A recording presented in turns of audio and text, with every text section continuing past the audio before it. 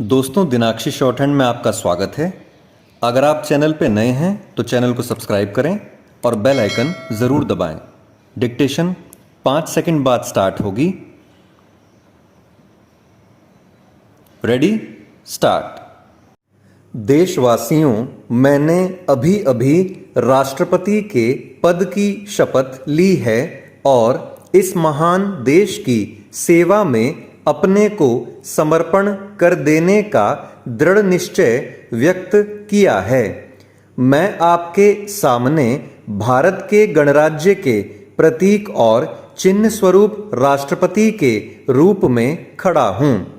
हमें अपने प्राचीन इतिहास में देश के विभिन्न भागों में और विभिन्न युगों में गणराज्यों की स्थापना के उल्लेख मिलते हैं, किंतु उनका प्रभुत्व देश के छोटे छोटे भागों तक ही सीमित था और हमें उनकी राज्य पद्धति का भी पूरा ज्ञान नहीं था। यह पहला ही अवसर है जब यह सारा देश एक छत्र गणराज्य के आधिपत्य और शासन के नीचे आया है। हमारे संविधान ने इस गणराज्य की व्यापक नींव का आधार इस देश के सब वयस्क स्त्री पुरुषों को बनाया है। भारत के प्रशासन और उसके भाग्य का निर्माण करने के लिए करोड़ से अधिक भारतीयों ने अपने प्रतिनिधि चुने हैं। इन प्रतिनिधियों ने मुझे राष्ट्रपति चुना है और यह कार्य करके उन्होंने उस संविधान को कार्यान्वित किया है जिसे हमने इतने परिश्रम से बनाया था। व्यक्तिगत रूप में आपके एक देशवासी के नाते तथा इससे भी कहीं अधिक भारत की स्वतंत्रता के संघर्ष में आप में से अनेक के एक साथी के नाते मैं आपके विश्वास के इस अपूर्व प्रदर्शन के लिए अत्यंत कृतज्ञ हूँ, किंतु कृतज्ञता से भी कहीं अधिक मैं इस उच्च पद के गुरुतर उत्तरदायित्व और भार का अनुभव कर रहा हूँ। चेंज। इस लोकतंत्रात्मक गणराज्य की स्थापना तो स्वतंत्रता की प्राप्ति के बाद ही हो सकती थी, अतः इस स्वतंत्रता को, जिसे हमने कई पीढ़ियों के संघर्ष और तपस्या के बाद प्राप्त किया है, सुरक्षित रखना हम में से प्रत्येक का प्रथम और सर्वोपरि कर्तव्य है। हमारा अटल उद्देश्य यह है कि हम जनता की स्थिति सुधारें और उसकी उन्नति करें, किंतु देश के सुधार और उन्नति की हमारी सब योजनाएं हमारी स्वतंत्रता स्थिर बने रहने पर ही निर्भर करती है। उसी आधारभूत स्वतंत्रता पर ही तो हमारा वैयक्तिक और राष्ट्रीय जीवन निर्भर है।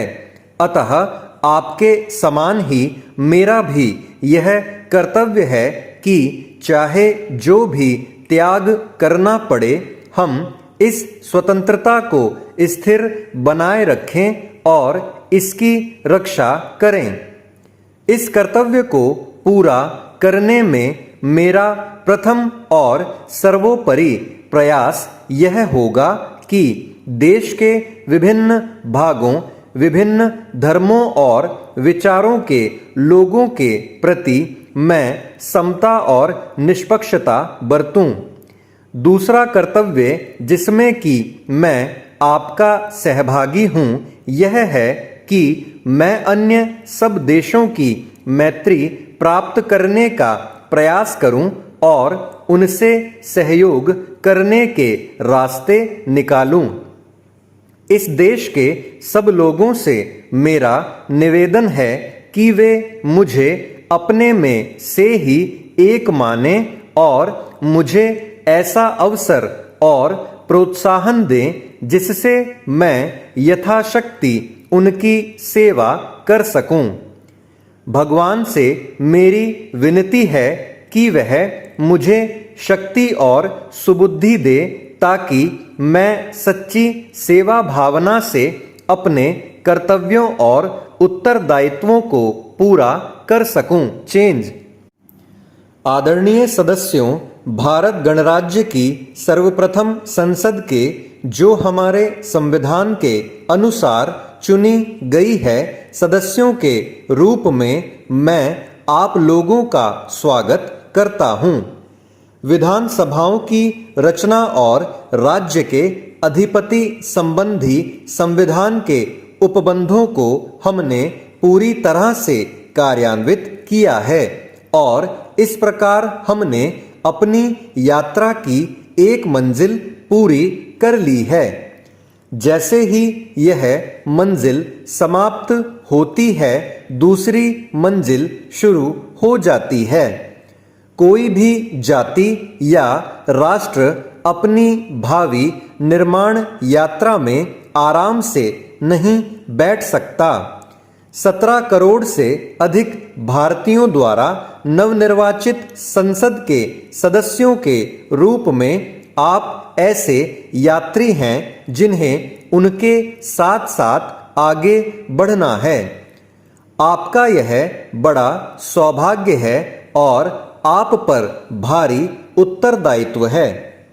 इस ऐतिहासिक अवसर पर जब मैं आपके सामने बोल रहा हूं, मुझे अपने प्राचीन देश और उसमें बसने वाले करोड़ों नर नारियों का ध्यान हो उठता है। भाग्य हमारे सामने है और यह हमारा काम है कि हम उसके निमंत्रण को स्वीकार करें। वह आवाहन महान भारत देश की सेवा के लिए है जिसने इतिहास के उषा काल से ही, जबकि सहस्त्रों वर्ष पूर्व उसकी कहानी आरंभ हुई थी, सुदिन और दुर्दिन दोनों ही देखे हैं। इस दीर्घकाल में इस देश को महान गौरव भी मिला और हमारा भाग्य विपत्तिमय भी रहा। अब जबकि हम भारत की लंबी कहानी का नया अध्याय आरंभ करने वाले हैं, हमें पुनः यह निर्णय करना है कि हम उसकी सर्वोत्तम सेवा किस प्रकार कर सकते हैं। आपने और मैंने अपने इस देश की सेवा का व्रत लिया है।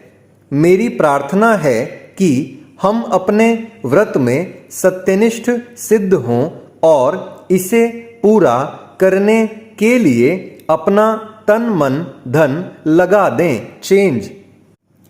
सुदीर्घ काल की पराधीनता के बाद भारत ने स्वतंत्रता प्राप्त की है।